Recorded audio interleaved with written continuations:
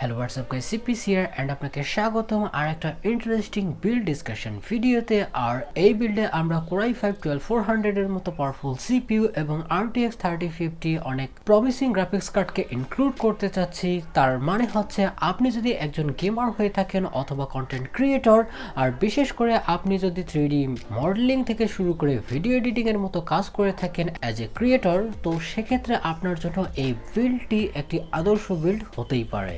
অর্থাৎ আপনি যে কোনো ধরনের কাজ করুন, আপনাকে কোনোটাতেই না বলবে না। তো বলে রাখা ভালো, এই বিল্ড ভিডিওটি দুটি পার্টে হতে চলেছে। অর্থাৎ আপনার যদি জিপিউর দরকার না হয়ে থাকে তো অ্যারাউন্ড এটা 50,000 টাকার বিল্ড হতে পারে, আর আপনি যদি জিপিইউকে ইনক্লুড করেন তো সেক্ষেত্রে এটি 90K এর কাছাকাছি যেতে পারে। তাই অবশ্যই জিনিসটি মাথায় রাখবেন। তার মানে এটা কোনো বাজেট বিল্ড নয়। তবে আরও কিছু কথা, আমি জানি না এই ভিডিওটি কবে পোস্ট হবে। আমাদের এলাকায় কিছুদিন ধরে বলবো কি, ফেব্রুয়ারির পর থেকে ঠান্ডা চলেই আসছে, ইলেকট্রিসিটি নিয়ে সমস্যা, দেখি কবে দিতে পারি। বাই দ্য ওয়ে, আপনারা দেখছেন পিসি টেক বিডি, সাবস্ক্রাইব করে নিতে পারেন আর কি। Let's get started.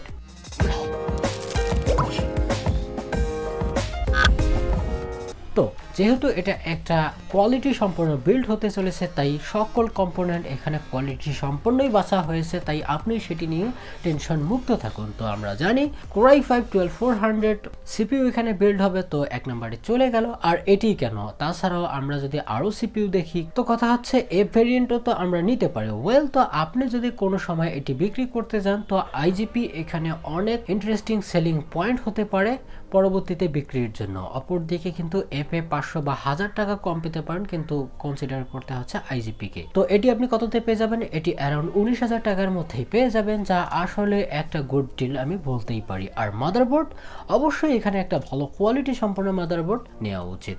আর তাই আমরা MSI এর Pro B660M-A D4 মাদারবোর্ডটি নেওয়া হয়েছে। আর এটি অ্যারাউন্ড আপনি 13,500 টাকা থেকে 13,700 টাকার মধ্যে পেয়ে যাবেন। আর নতুন করে এই মাদারবোর্ডটিকে আপনাদের সামনে তুলে ধরার কিছু নেই, কারণ এটা ওয়ার্ল্ডের দি ভ্যালুয়েবল এবং রিলায়েবল মাদারবোর্ডের মধ্যে পড়ে। এটি অনেক বড় বড় এনথুসিয়াস্টের কথা। তো এই বাজেট আপনার ক্লিয়ার। তারপরের যে কম্পোনেন্টটি সেটি হচ্ছে মেমোরি। তো মেমোরির প্রাইস খানিকটা আমি দেখেছি বর্তমানে বেশি চলছে, তবে আপনারা যদি PNY XLR8 সিরিজের 3200 MHz দুটি 8GB কিট নিয়ে নেন, 6200 টাকা পড়তে পারে। অ্যান্ড আপনি যদি কোর্সের দিকে চান অথবা কোনো 8GB র্যাম নিতে চান তো সেক্ষেত্রে আপনি প্রাইস ইনক্রিজ করে যেতে পারেন। তবে এই 6200 টাকার দুটি র্যাম আপনাকে কোনোভাবেই ডিসঅ্যাপয়েন্ট করবে না। তারপরে যদি কম্পোনেন্টে চলে যাই, অবভিয়াসলি স্টোরেজ। আর সেক্ষেত্রে আমরা টিম গ্রুপের MP33 256GB M.2 Nvme SSD include করেছি। আর এটা কিন্তু Gen 3/4।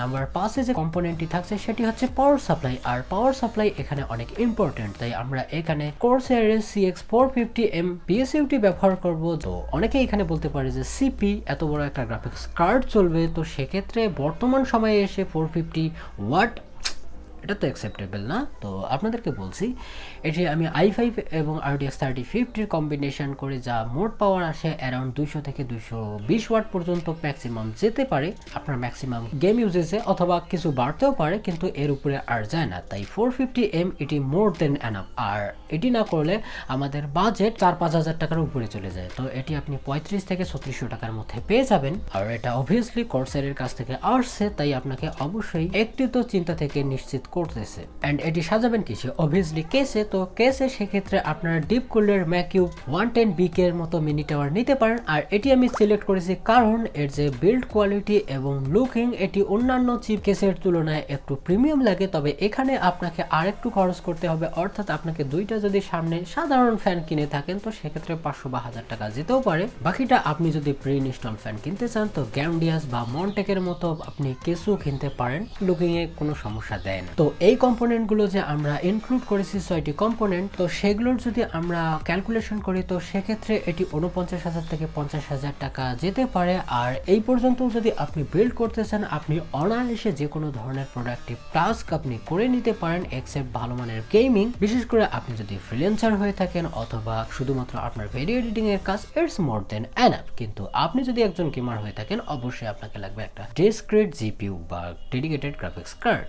আর অবভিয়াসলি RTX 3050 অনায়াসে একটা ভালো কার্ড বলা যেতেই পারে। আমরা জানি বর্তমান সময়ে প্রাইসিং অনেক বেশি চলছে, তবে আপনি যদি কালারফুলের মতো ব্র্যান্ডের ডাবল ফ্যান ডিজাইনের মডেলগুলো মেনশন করে দেওয়া থাকবে তো এটি নেন আপনি অ্যারাউন্ড 37,000 টাকার মধ্যে পেয়ে যেতে পারেন। আর আপনার যদি আর একটু বড় কার্ডের দরকার হয় অবশ্যই কেস মেনটেন করে নেবেন। কালারফুলের যে ট্রিপল ফ্যান ডিজাইনের গ্রাফিক্স কার্ডটি আছে এটি অ্যারাউন্ড 38 থেকে 38,500 টাকার মধ্যে পেয়ে যাবেন। আর এটাকে ইনক্লুড করলে আমাদের প্রাইস দাঁড়ায় 88 থেকে 90,000 টাকার মধ্যে। তবে আপনাদেরকে বোনাস টিপস দিয়ে নেই, কারণ আর যদি 2-1 মাস পর আপনি বিলটা করেন তো সেক্ষেত্রে RTX 3050 প্রাইস 35-এর নিচেও আসতে পারে, সেটিও কিন্তু কনসিডার করার বিষয়। সো কম্পোনেন্ট সিলেকশন কমপ্লিট, তো এখন আসবো বেঞ্চমার্কে আসলে এটি কেমন পারফরমেন্স করবে। ওয়েল, তো প্রথমে প্রোডাক্টিভের দিকে যাই। তো আপনি যদি একজন ভিডিও এডিটর হয়ে থাকেন, অর্থাৎ আপনি একজন ইউটিউবার, ফ্রিল্যান্সার, হোয়াট এভার আপনি, তো সেক্ষেত্রে আপনাকে উইদাউট এনি হ্যাসেল 4K-তে 10 বিট কালার ডেপথের এবং হাই বিট রেটের ভিডিও অথবা গ্রাফিক্স অ্যানিমেশনের কাজ আপনি অনায়াসে করতে পারবেন। হ্যাঁ, আপনি গড লাইক ফিলিং পাবেন না, তো সেক্ষেত্রে যেটা চালিয়ে দেওয়ার মতো বা কাজ করার মতো সেটি আপনি পেয়ে যাবেন। বিশেষ করে যদি আপনি প্রিমিয়ারে, আফটার এফেক্টসে অথবা আপনি ডেভিনসি রিজলভে কাজ করে থাকেন তো সেক্ষেত্রে আপনি মাল্টিপল লেয়ার 4K এর মাল্টিপল লেয়ার নিয়ে কোনো সমস্যা ছাড়াই স্মুথ একটা প্লেব্যাক এবং রেন্ডারিং এক্সপিরিয়েন্স করতেই পারেন। তাছাড়াও যারা এনভিডিয়া ড্রাইভার সম্পর্কে পরিচিত তারা একটু হলেও বুঝবেন যে কতটা এক্সেলারেট করে থাকে 3D বা AI ফিচারেবল কাজগুলো like machine learning and lot more other staff. তো তারপরে চলে যাই যদি স্ট্রিমিংয়ে, অর্থাৎ আপনি একজন স্ট্রিমার, তো সেক্ষেত্রে আপনাকে অনেকভাবেই হেল্প করতেই পারে, কেননা এটাতে এনবিল্ড এনভেন এনকোডার দেখতে পাওয়া যায়, আর যা আসলে সুপার সলিড বর্তমান সময়ের জন্য। অর্থাৎ আপনি যত বড় বড় স্ট্রিমারকে দেখেন এত যে সুন্দর সুন্দর ফুটেজ লাইভ স্ট্রিমিংয়ে সেটা চলে আসে, এটি কিন্তু এনভেন এনকোডারের অনেক হাত থাকে এর উপরে। অর্থাৎ আপনাকে একটা বিষয় ভাবতে হবে, যখন আপনি গেমিং করেন তখন কিন্তু আপনার সিপিইউ হোক অথবা জিপিইউ হোক মোটামুটি একটা ভালো ইউটিলাইজেশন নিয়ে চলে, তো সেক্ষেত্রে কিন্তু রেকর্ডিং তারপরে সেটাকে এনকোড করে আবার স্ট্রিমিং করা এটাও কিন্তু একটা অনেক প্রসেসিং এর প্রয়োজন হয়। তো সো বেঞ্চমার্কে যাওয়ার আগে কিছু কথা বলে নিই, এইগুলোর সবগুলোই হাই টু আল্ট্রা সেটিংসে করা হয়েছে বা ম্যাক্সিমাম সেটিংসে।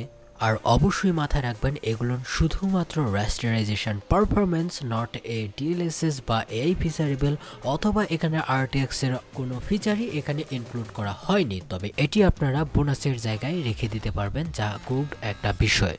তো প্রথমে যদি কথা বলি ওয়াচ ডগ লেজিয়নের মতো গেমস, তো এখানে হাই সেটিংসে 61 FPS পেয়ে যাবেন, যা আসলে প্লেয়েবল ব্যাপার। তাছাড়াও যদি আমি এখানে হ্যালো ইনফিনিটের মতো গেমসকেও ধরি তো এটি নিয়ার অ্যাবাউট হাই সেটিংসে 60 FPS পেয়ে দিবে। যদি আপনি মিডিয়াম করেন তো সেক্ষেত্রে এটি আরেকটু ফ্রেম যেতে পারে অ্যারাউন্ড 70-এর কাছাকাছি। তাছাড়াও কিনার মতো গেমস এটাও হাই সেটিংসে 74 FPS করেছে, আর অ্যাসাসিন ক্রিড ভালহালা ভেরি হাই সেটিংসে 60 FPS ধরে রাখতে পেরেছে, অর্থাৎ 61, যা আসলে সিগনিফিক্যান্ট একটা সাইন। তাছাড়াও রেড ডেড রিডেম্পশন 2-র মতো গেমসে আল্ট্রা সেটিংসে 54 FPS দেখা গেছে, তবে আপনারা যদি হাই সেটিংসে নামিয়ে আনেন তো সেক্ষেত্রে এটি 60 FPS প্লাস করতেই পারে। তাছাড়াও যদি এখানে নিউয়ার কিছু টাইটেলের কথা বলি লাইক রেইনবো 6 সিজ এক্সট্রাকশন, তো সেটাতে হাই সেটিংসে 81 FPS দেখা গেছে, তবে সাধারণ যে ভার্সনটি হয়ে থাকে রেইনবো 6 সিজের তো সেক্ষেত্রে আপনারা 250-র কাছাকাছি ফ্রেম দেখতে পারবেন। তাছাড়াও যদি আমি এখানে গড অফ ওয়ারের মতো আরেকটি পপুলার গেমসকে ধরি তো সেক্ষেত্রেও এটি 61 করতে পেরেছে হাই সেটিংসে। তাছাড়াও নিউ ওয়ার্ল্ডে ভেরি হাই সেটিংসে 73 পর্যন্ত FPS দেখা গেছে, আর নিউ ওয়ার্ল্ড আমি জানতামই না যে এই গেমসটি আছে, এত good looking games. By the way call of duty ভ্যানগার্ডও আল্ট্রা সেটিংসে মোটামুটি ভালো FPS করতে পেরেছে, অ্যারাউন্ড 80 ফ্রেম দেখা গেছে, অ্যান্ড ফ্রোজা হরাইজন 5 আল্ট্রা সেটিংসে 80-এর কাছাকাছি অর্থাৎ 79।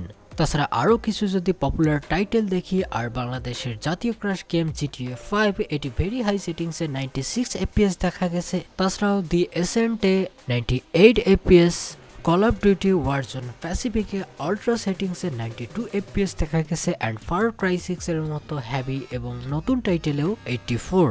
Including ultra preset. হয়তোবা একটা জিনিস আপনারা লক্ষ্য করেছেন যে এত বড় বড় টাইটেলকে একবারে প্লেয়েবল ইভেন আরো ভালো বেটার পারফরমেন্সের সাথে রিপ্রেজেন্ট করছে এই সিস্টেমটি। তো এখন চলে যাই কিছু স্পোর্ট টাইটেলের দিকে। তো প্রথমে যদি কথা বলি ভ্যালোরেন্টের, তো এটি আসলে ক্রেজি লেভেলে পারফরমেন্স করেছে অ্যাকর্ডিং টু কম্পিটিটিভ প্রিসেট। এখানে কম্পিটিটিভ সেটিংসে 301 FPS দেখা গেছে অ্যাভারেজে, যা ফ্রিকিংলি প্লেয়েবল। তাছাড়াও যদি আরেকটি এই ধরনের গেমসের কথা বলি CSGO, তো এটি ভেরি লো সেটিংসে মোটামুটি 330 FPS এর কাছাকাছি স্কোর করতে পেরেছে। তবে আপনি সেটিংস বাড়ালে হালকা কমে যাবে, তবে ইম্প্যাক্ট সেরকমই থাকবে। তাছাড়াও যদি ফর্টনাইটের কথা বলি, তো 1080p কম্পিটিটিভ সেটিংসেও 310 অথবা 12 এর কাছাকাছি পারফরমেন্স করতে পেরেছে। তবে এটিতে যদি আপনি এপিক সেটিংস নিয়ে আসেন, তো সেক্ষেত্রে কেসটা ঘুরে যায়, শুধুমাত্র 83 FPS দেখতে পারি।